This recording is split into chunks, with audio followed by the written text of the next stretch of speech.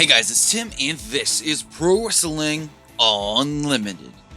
Now, every couple of months, what they call a new class of recruits come to the WWE Performance Center as they have, recently signed with the company, and it looks like reports are stating that the next class should report to the Performance Center on July 16th. In this class is Io Shirai. Now, we talked about this week. Io Shirai does want to come to the WWE.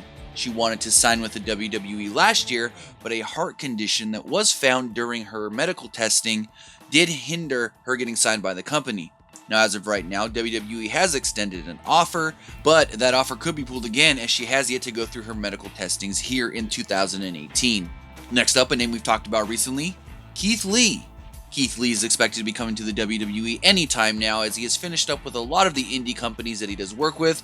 Keithley is a former PWG champion, WWN champion, and one of the more popular stars as far as the American indies go. Next up, a name we talked about this morning, Dianna Perazzo.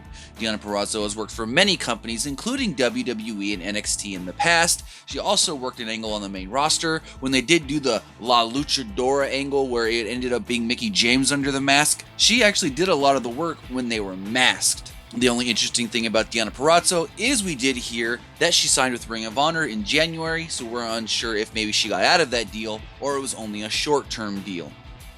Now, the next name we are hearing for this July 16 class, Garza Jr. Garza Jr. is a great talent from Mexico, has won multiple championships, including tag team titles in the Crash, and I think bringing him into the WWE at such a young age would be great because you can mold him to whatever WWE wants him to be. You can keep him around for a very long time if he's happy, and he would help tremendously to grow that Latin American fan base that WWE does want.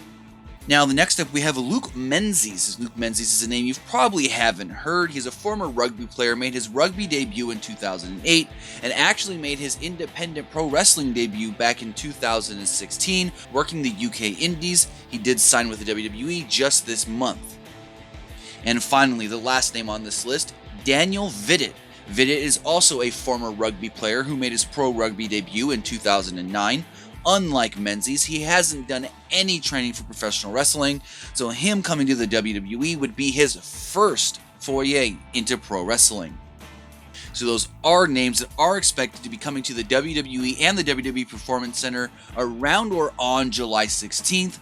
So if we do hear about any more names of possible signees to the WWE, we'll have it for you right here on Pro Wrestling Unlimited. But that's going to do it for this episode. Remember to comment below, like and share this video, like us on Facebook, Instagram, and Twitter, subscribe here on YouTube, and follow PWUnlimited.net for the latest in pro wrestling news.